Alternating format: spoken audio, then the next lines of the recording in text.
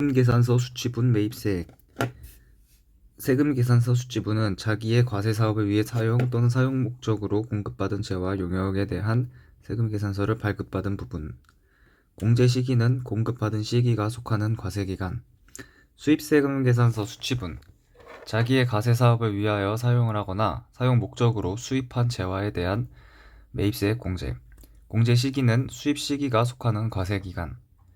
매입세 공제는 사용 시기와 관계없이 매입 또는 수입할 때가 공제되는 것을 주의. 매입자 발행 세금계산서 매입세액. 개념은 공급받은 자가 세금계산서를 발행하는 거고,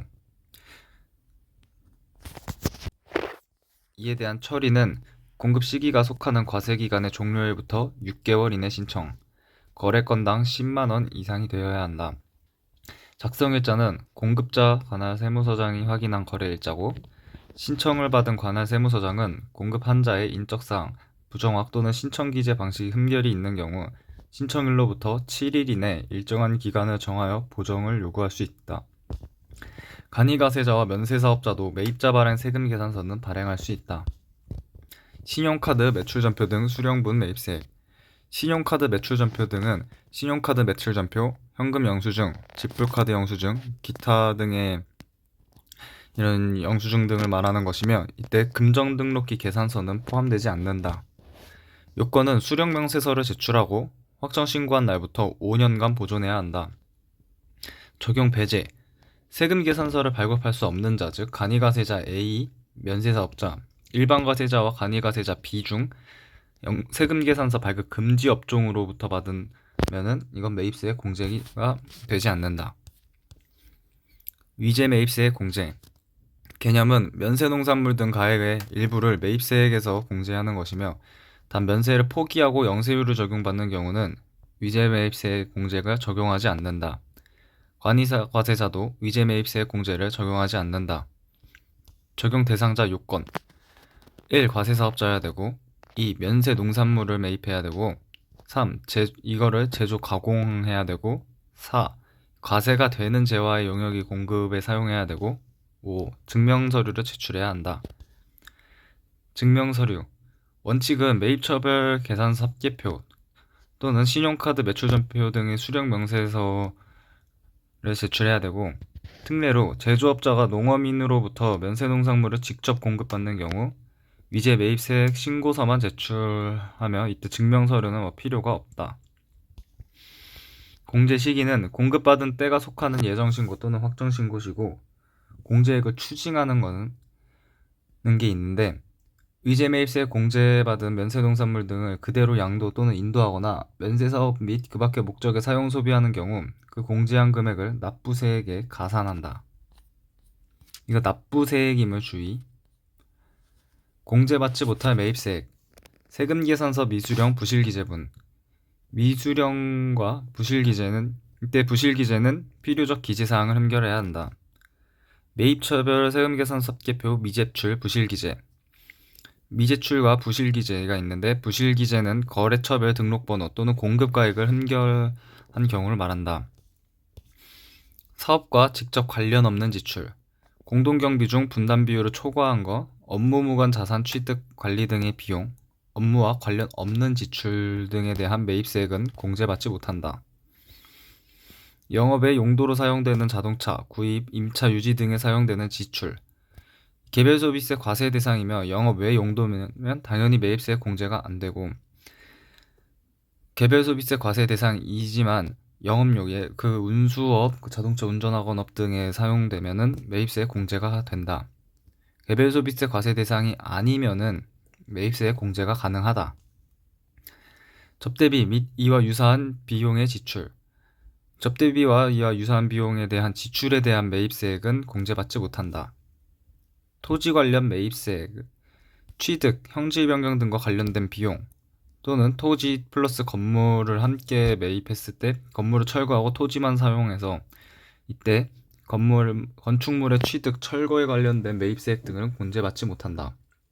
토지의 가치를 현실적으로 증가시키는, 즉 자본적 지출에 대한 이런 비용도 매입세액 공제받지 못한다. 이에 대한 관련 사례가 있는데, 골프장 토지 소유자가 골프장 조성에 관련한 지출은 매입세에 공제받지 못한다. 타인의 토지를 임차하여 그 토지에 골프장을 조성하는 경우 매입세액을 공제받을 수 있다. 과세 사업에 사용해오던 노후 건물을 철거하고 신축하는 경우 이 관련 철거비 등은 매입세액 공제가 가능하다. 토지와 구분되는 감가상각인 자산인 구축물 등에 대한 것은 매입세액 공제가 가능하다.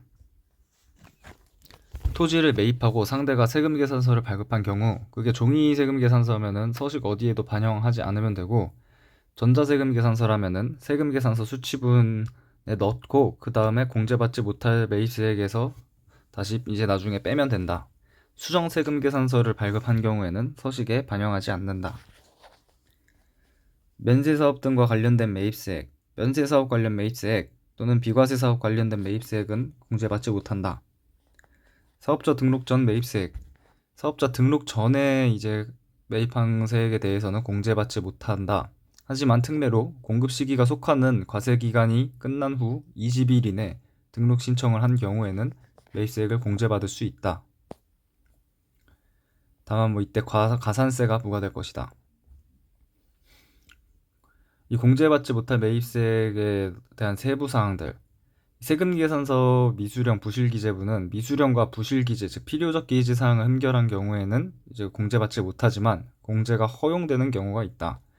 주민등록번호 기재부는 공제를 허용하고 착오로 인한 기재도 공제가 가능하다. 지연수령 1, 이 확정신고 기한까지 세금계산서를 발급받으면은 공제가 가능하고, 확정신고 기간이 다음 날부터 이 6개월 이내에 발급받은 경우도 가능은 하긴 한데, 이때 수정신고서나 경정청구서를 함께 제출하고 경정하는 경우에 이제 뺄 수 있는 것이다. 그러니까 이때는 경정으로 하는 것이지 그 단기에 이렇게 바로 해줄 수 있는 것은 아니다. 전자세금계산서 미전송, 종이세금계산서 발급. 전자세금계산서 위무발급 사업자가 전자세금계산서를 발급 안 하고 대신 종이세금계산서를 발급한 경우 이때는 공제가 가능하다. 거래 상대방 오류기재, 총괄납부, 사업자 단위 과세 사업자. 공급한 사업자가 납부세액을 신고하고 납부한 경우 이때도 매입세액 공제가 가능하다. 세금계산서 사전 발급, 공급 시기가 공급일로부터 30일 이내에 도래한 경우에는 이게 매입세액 공제가 가능하다. 이 선세금계산서 특례가 적용되지 않는 경우를 말하는 것이다. 위탁매매와 일반 매매 구분 오류, 거래 사실이 확인되는 경우, 실질이 위탁이고 형식이 일반일 때 거래 사실이 확인되면 이거 공제 가능하다. 거래 당사자가 예정 확정 신고 납부를 하는 경우, 실질이 일반이고 형식이 위탁인 경우 이때도 매입세액 공제가 가능하다. 매입처별 세금계산서 미제출 부실기재분. 이때 부실기재 거래처별 등록번호나 공급가액을 흠결한 경우를 말하는데, 공제 허용되는 경우는 수정신고서, 경정청구서, 기한후과세 표준신고서와 함께 제출한 경우에는 매입세액 공제가 가능하다. 다만 이때 가산세는 부과되지 않는다. 경정시 경정기관의 확인을 거쳐 제출한 경우는 가산세가 적용이 된다. 또한 착오 기재를 한 경우에도 공제가 가능하다. 지연수연 이 표 정리되는 거 참고. 공급자인 경우에는 X1기에 이제 X1년 1기에 2월 20일에 지금 공급을 했는데 이 안에 그때 바로 발급 안 하고 그 1기 과세기가 확정 신고 전까지 발급한 경우에는 지연 발급이며 가산세가 있다. 1%. 공급 받는 자의 경우에는 지연 수령 1에 해당되어 매입세 공제를 받을 수는 있지만 가산세가 적용되며 이거 바로 신고 시에 적용이 된다. 하지만 그 기간을 넘어서 X1년 2기 확정 신고 전까지 발급한 경우에는 공급자는 아예 미발급이 되어서 가산세 2%가 적용되고, 공급 받는 자는 지연 수령 2에 해당돼서 매입세 공제를 받을 수는 있으나 이거 수정 시에, 즉 2기에 경정 청구를 해야지 이제 반영이 되고 가산세가 적용이 된다. 그걸 넘어서 이제 X2년 1월 25일 이후로 발급한 경우에는 공급자는 아예 미발급이라 가산세 2%, 공급받는 자는 아예 매입세액을 공제받지 못한다. 위제 매입세액 공제. 공제액은 민 1. 매입가액 곱하기 공제율 2. 단기 과세표준 곱하기 한도율 곱하기 경제율. 근데 이 한도는 예정신고 시에는 생략하고 확정신고 시에만 하면 된다. 1. 매입가액에서 일단 면세 농산물의 범위는 면세 미가공 식료품, 면세 국내산 비식용 농축 수산물 임산물, 면세 수입한 미가공 식료품. 매입 가액에는 운송업자의 운송료는 제외를 하고 면세 농산물 업자가 운임한 경우에 그 운임료는 포함을 시킨다. 이 수입은 관세 가격을 기준으로 한다. 공급가액 계산할 때랑 다름을 주의. 그리고 매입 수수료는 또 차감을 한다. 아무 말이 없으면은 운송업자가 운임을 한 것이다. 공제율. 음식점업인 경우에는 개인사업자, 법인사업자로 986, 개인사업자는 2억 이하면은 9, 과표가 2억 초과면은 8, 법인사업자는 6, 과세 유흥장소인 경우에는 2, 제조업인 경우에는 6, 4, 4, 2. 개인과 법인으로 나눠서 개인사업자인 경우에 과자, 도정, 제분, 떡방앗간일 경우에는 106분의 6, 이외 제조업이면 104분의 4. 법인사업자인 경우 중소, 비중소로 나눠서 중소기업이면 104분의 4, 중소기업 이외면은 102분의 2, 이외의 사업이면 102분의 2. 과세표준에 대한 특이사항. 과세표준은 단기 면세 농산물 관련 위제매입세에 공제되는 부분의 공급가액을 말하며 면세를 포기한 부분은 영세율이라도 포함하지 않는다. 과세사업 중 주된 거래, 부수, 일시적 필연적 공급으로 제한 이런 공급가액은 제외해야 된다. 간주 공급도 포함을 시킨다. 일반적인 영세율 부분, 수출된 부분은 포함이 된다. 제조장에서 판매장으로 반출 시에는 판매장에서 판매한 공급가액이 과세표준에 해당되는 것이다. 한도율, 개인 사업자인 경우에는 과표 1억 이하, 1억 초과부터 2억 이하, 2억 초과로 3단계로 나누고 기타랑 음식점업으로 이렇게 나눈 다음에 45, 50, 55, 60, 55, 65 이런 식으로 나눈다. 법인사업자면 무조건 40%. 이때 여기서 그 1억 이하의 과표라는 것은 면세농산물 관련 과세표준을 얘기하는 것이다.